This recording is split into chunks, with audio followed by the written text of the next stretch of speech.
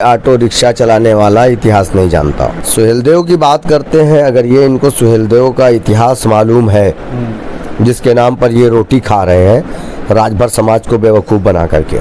सुहेलदेव को अगर आप भगवान के नज़रिए से देखते हैं तो मुझे लगता है कि गलत है।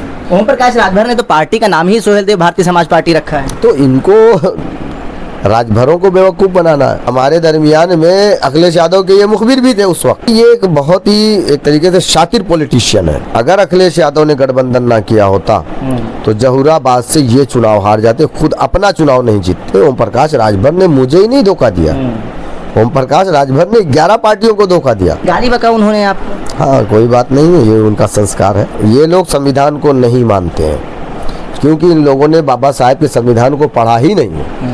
क्योंकि ये अनपढ़, ये जानते ही नहीं है संविधान क्या है। जितने बदतमीज ये हैं उनसे कहीं ज़्यादा बदतमीज इनके जो 2 पुत्र हैं, जो एक दुकान बना करके ये लोग चला रहे हैं पीले कलर की। ऑल इंडिया मजलिस इत्तेहादुल मुस्लिमीन के प्रदेश अध्यक्ष शौकत अली का बयान आया कि महाराजा सुहेलदेव जो हैं वो लुटेरे थे और सलार गाजी जो थे वो लुटेरे नहीं थे। जिसके बाद ओम प्रकाश राजभर ने शौकत अली को अपशब्द कहे और ओम प्रकाश राजभर की जो पार्टी है सुभाषपा, उसके तमाम नेताओं ने इनके ऊपर इनाम रखना शुरू कर दिया। शौकत अली हमारे साथ हैं। शौकत अली जी, जो आपने बातें कही थी महाराजा सुहेलदेव को लेके, क्या कुछ उसका प्रमाण है आपके पास?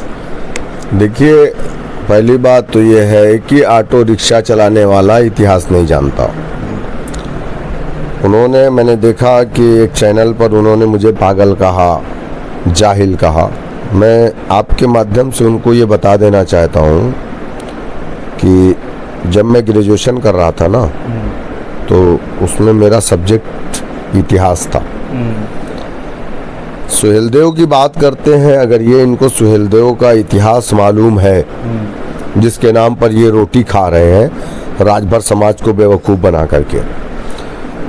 सुहेलदेव राजभर बोलते हैं, ये पारसी क्लेम करता है कि वो पारसी थे।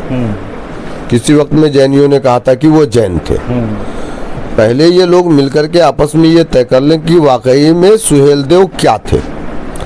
दूसरी चीज, ये लोग कहते हैं कि वो आक्रांता था, बाहर से आया था, लुटेरा था। मसला ये है कि ये क्या नाम है, सालार मसूद गाजी का जन्म कहाँ हुआ, उनसे पूछिएगा आप। अगर राजस्थान भारत का हिस्सा नहीं मानते आप तो ठीक है, हम भी मानते हैं कि वो बाहर से आए थे। लेकिन राजस्थान अजमेर 10 फरवरी 1014 को उनकी पैदाइश हुई। और उस वक्त जो लड़ाइयाँ थी, चूंकि हिंदुस्तान में कोई संविधान नहीं था, भारत बल्कि अखंड भारत था, ये कोई संविधान नहीं था।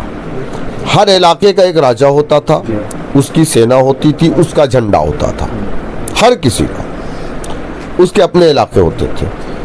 तो उस वक्त में राजाओं में आपस में एक दूसरे से झगड़े विवाद, वो उनके इलाके में घुस जाना, लूट मार करना या कब्जा कर लेना, जो भी है जैसा कहा जाता है। तो सुहेलदेव को अगर आप भगवान के नज़रिए से देखते हैं तो मुझे लगता है कि गलत है।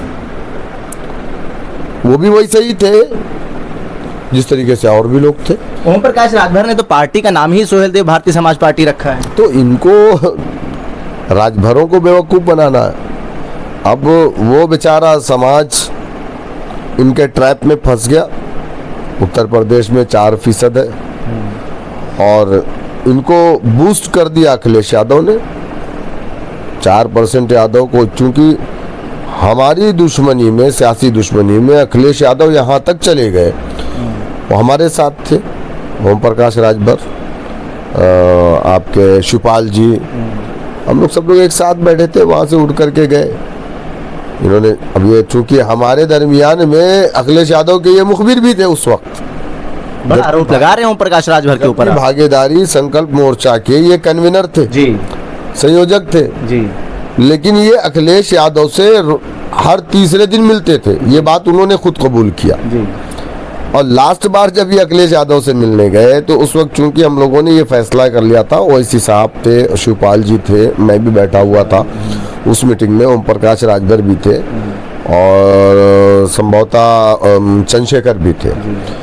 तो उसमें ये तय हुआ था कि एक आखिरी बार राजभर जी को भेजा जाए, जाकर के मिले, भाई भागीदारी संकल्प मोर्चा को आप 50 सीट दे दीजिए, मत लीजिए ओवैसी साहब को गठबंधन में, आप मोर्चे को 50 सीट दे दीजिए, हम लोग बांट लेंगे। तो ये जब वहाँ पहुंचे हैं तो इन्होंने कहा कि स्थिति तो ठीक नहीं बा, कहीं का है, कहीं देखा वहाँ अगर शिवपाल जी चल जाने तो फिर बड़ी दिक्कत हो जाए। किसने कहा? राजभर में। तो कहीं तब क्या किया, कहीं महाराज हम तो सतवे है ना, मोर्चा खत्म कर देते। आपने देखा होगा कि जब ये अलग हुए तो फॉर्च्यूनर गाड़ी खींच करके वापस गई कि नहीं समाजवादी के दफ्तर में। तो पैसा, गाड़ी और मऊ की जो रैली जिसमें इन्होंने समाजवादी पार्टी से अनाउंस हुआ था अलायंस का, ये भाग गए, समझ रहे। उसके बाद इन्होंने कहा कि अरे एक काम करा जाए के शिवपाल जी का पैरवा छुई ना खाली, तो परिवार की मोह माया में, नहीं तो शिवपाल जी भाई गठबंधनवा के लेके मोर्चवा के लेके लीड कर जाइए तो दिक्कत में आ जावा। तो चूंकि ये एक बहुत ही एक तरीके से शातिर पॉलिटिशियन है, इसमें तो दो राय। अखिलेश यादव को ओम प्रकाश राजभर ने समझाया कि आप चाचा के पैर छू लीजिए। आपने देखा नहीं, ओम प्रकाश राजभर से अलायंस के दूसरे या तीसरे दिन जाकर के उनके घर पे पैर छू लिया कि नहीं छुआ? 5 साल तो नहीं गए ना, गए कि नहीं गए आप बताओ। तो ये फिर अखिलेश ने इनको अपने साथ रख करके अलायंस में 8 सीटें दे दी, 6 जीत करके आए। वरना मैं चैलेंज के साथ कह रहा हूँ कि अगर अखिलेश यादव ने गठबंधन ना किया होता तो जहूराबाद से ये चुनाव हार जाते, खुद अपना चुनाव नहीं जीतते। अच्छा, आप ये मानते हैं कि उस वक्त जब भागीदारी मोर्चा बना था तो आपको क्या ओम प्रकाश राजभर ने धोखा दिया था? ओम प्रकाश राजभर ने मुझे ही नहीं धोखा दिया, ओम प्रकाश राजभर ने 11 पार्टियों को धोखा दिया, पूरे भागीदारी संकल्प मोर्चा को धोखा दिया। उसने जितनी पार्टियां थी सबको धोखा दिया उसने, सिर्फ एमआईएम को धोखा नहीं, फिर सबसे पहले बीजेपी को धोखा दिया उसने। फिर उसने भागीदारी संकल्प मोर्चा बना के खुद कन्वीनर बन करके उस मोर्चे की पार्टी तमाम भी छोटी बड़ी जो भी पार्टियां थी उसको धोखा दिया। फिर समाजवादी पार्टी में जाकर के फिर समाजवादी पार्टी को उन्होंने धोखा दिया, फिर वापस बीजेपी में। और फिर आप देख ही रहे हैं कि वक्त बेवक्त ये और संजय निषाद बीजेपी के खिलाफ मोर्चा खोल देते हैं पैकेज लेने के लिए। आपको नहीं लगता है कि दिल्ली से आदेश हो रहा है इस चीज के लिए कि वो बीजेपी के खिलाफ मोर्चा खोल दें? आदेश कहीं से भी हो रहा है वो एक अलग चीज़ है, वो उनका आंतरिक मामला है, मुझे उसमें नहीं बोलना। लेकिन रह गई बात कि जिस तरीके की भाषा का प्रयोग ये लोग कर रहे हैं ये संवैधानिक नहीं है। इससे पहले भी आपका विवाद ओम प्रकाश राजभर से देखा गया। एक जगह आप बात कर रहे थे कि मसूद गाजी की मज़ार पर आप असदुद्दीन ओवैसी साहब को ले जाते हैं, उसके बाद वो आपसे पूछते हैं आप वहाँ क्यों ले गए उनको? हाँ बिल्कुल, मैं बोला था, ये मुझसे बहुत नाराज़ हुए थे और मुझे लगता है यही वजह थी कि ये छोड़ करके भाग भी गए थे। इन्होंने मुझसे कहा कि क्यों आप बहराइच गए थे तो आप सालार की उस पर क्यों गए? मैंने कहा मेरा लीडर है, मेरा लीडर हिंदुस्तान के किसी भी दरगाह पे जाने के लिए कहेगा, आप कौन होते रोकने वाले? तो उस चीज़ को लेकर के मुझसे बड़ा नाराज़ भी थे। हमारे राष्ट्रीय अध्यक्ष से हमारी शिकायत भी इन्होंने किया था। तो मुझे उससे कोई फ़र्क नहीं पड़ता क्योंकि मैं इनकी नीयत को जानता था, इनकी नीयत ठीक नहीं थी, इसलिए मैं एक एक पल की अपडेट भी अपने राष्ट्रीय अध्यक्ष को देता था। बहरकैफ आज वो मुद्दा नहीं है। लेकिन गाली बका उन्होंने आप? हाँ कोई बात नहीं है, ये उनका संस्कार है, ये उनका संस्कार है। अक्सर bus driver, tempo driver, taxi driver आप देखते होंगे स्टैंड पे गालियाँ चलते रहती हैं, ये उनके संस्कार है, लेकिन मेरे संस्कार नहीं है। मैं गालियाँ नहीं देता। मैं इनसे और इनके लोगों से कहना चाहूँगा कि हम संविधान के मानने वाले लोग हैं और हर जवाब हम संवैधानिक तरीके से देते हैं। अगर तुम हमें मारने के लिए आओगे तो 100 नहीं 1000 मर्तबा सोच करके आना, क्योंकि डिफेंस के लिए हम तैयार हैं, जो संवैधानिक हमारा अधिकार है। हाँ, ये लोग संविधान को नहीं मानते हैं क्योंकि इन लोगों ने बाबा साहेब के संविधान को पढ़ा ही नहीं है, क्योंकि ये अनपढ़, ये जानते ही नहीं है संविधान क्या है। ये सुनी सुनाई बातें करते रहते हैं, हवा की बातें करते रहते हैं। जितने बदतमीज़ ये हैं उनसे कहीं ज़्यादा बदतमीज़ इनके जो 2 पुत्र हैं, जो एक दुकान बना करके ये लोग चला रहे हैं पीले कलर की।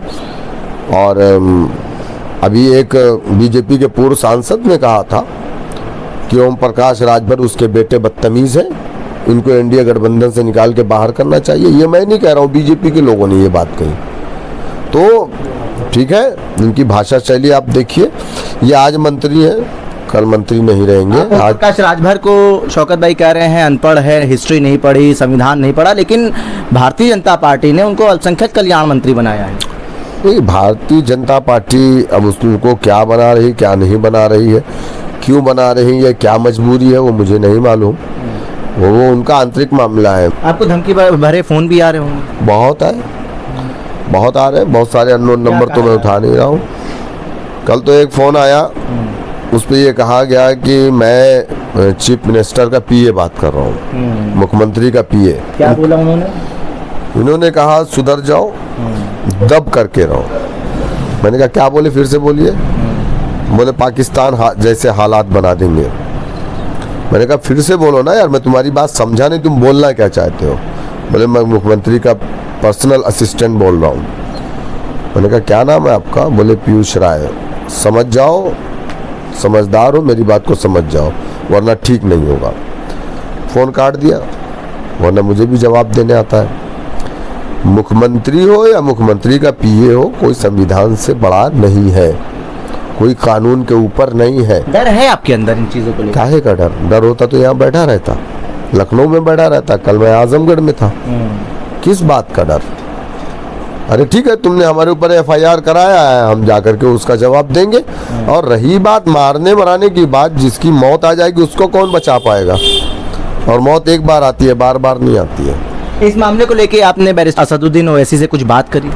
नहीं, जरूरत नहीं है, जरूरत मामला नहीं। संज्ञान में है उनके? बिल्कुल होगा, बिल्कुल होगा। आपने अपनी तरफ से बातें नहीं रखी? नहीं, हम सक्षम है, उत्तर प्रदेश का संगठन सक्षम है। कोई 4 एमएलए जिता करके ये ना समझे कि वो बहुत बड़ा ताकतवर है। संगठन के मामले में हम उनसे बहुत बड़े हैं। 4 जिले में, 5 जिले में उनका संगठन होगा, 75 जिलों में है। 55 जिलों से हमने भी ज्ञापन दिलवाया है, आज भी हमारे लोग रोड पे हैं। एक वीडियो वायरल हुआ है कि पीला गमछा टांग के आपकी शिकायत करने थाने गए हुए थे, ओम प्रकाश राजभर की पार्टी से थे, उनको पीटा जा रहा है पुलिस द्वारा।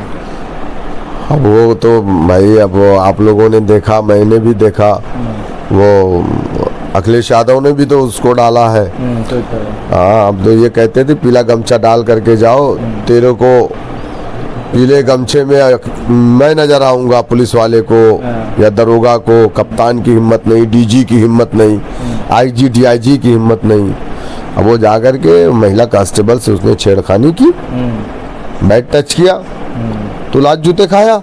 यही संस्कार दिया है इन्होंने अपने कार्यकर्ताओं को, और ये हमको जाहिल कहते हैं। एक आखिरी सवाल, अब आगे क्या कदम उठाने वाले हैं? हम जो भी कानूनी प्रक्रिया है, हम उस पर काम कर रहे हैं, अपने वकीलों से हम मशवरा कर रहे हैं। और हम जिन लोगों ने हम पर इस तरीके से मारने की, काटने की जो धमकियां मिली है हमको, हम सब पर मुकदमा करेंगे। अगर पुलिस एफआईआर नहीं लिखेगी तो हम कोर्ट से जाएंगे। सर, एक आखिरी सवाल और कर रहे हैं, आपको नहीं लगता है कि सलार मसूद गाजी का मामला और सुहेल देव का जो मामला है, उस मामले को लेके उत्तर प्रदेश में तनावपूर्ण स्थिति उत्पन्न हो सकती है, माहौल बिगड़ सकता है? कोई तनावपूर्ण स्थिति नहीं है। 1000 मरतबा आपने हमें गालियां दी, हमने 1 मरतबा आप ही जो आपने बोला वही हमने बोला। आप 1000 बार, भाई तुम्हारा फेथ है, हमारा फेथ नहीं है, ये कौन सी बात हो गई? तुम पता नहीं कहाँ से, घोसी के किस मोड़ पे, किस चट्टी चौराहे पे बैठ करके तुमने इतिहास लिखा, जिस चाय की दुकान पे बैठ करके सवारी भरते थे घोसी में। हाँ, वहाँ से ये इतिहास उठा करके लेकर के आए हो क्या? अभी तक कहाँ था ये इतिहास? ये खाली जनता को मूर्ख बनाना और 2 समुदाय के बीच में खाई पैदा करने का काम ये लोग कर रहे हैं, और उसी की रोटी भी खा रहे हैं। बहुत शुक्रिया बात करने के लिए। शुक्रिया। ऑल इंडिया मजलिस इत्तेहादुल मुस्लिमीन के उत्तर प्रदेश अध्यक्ष शौकत अली हमारे साथ बात करने के लिए मौजूद थे। ओम प्रकाश राजभर लगातार चर्चा का विषय बने रहते हैं। कभी वो ऐसे, उनके विभाग से, पंचायती राज विभाग से ऐसे लेटर जारी हो जाते हैं जो यादव और मुस्लिमों के खिलाफ रहते हैं, कभी उनके बयान ऐसे रहते हैं कि वो चर्चा में बने रहते हैं। इस बार महाराजा सुहेल देव का मामला और सलार मसूद गाजी का जो मामला है, वो उत्तर प्रदेश की राजनीतिक सरगर्मियों को बढ़ा रहा है।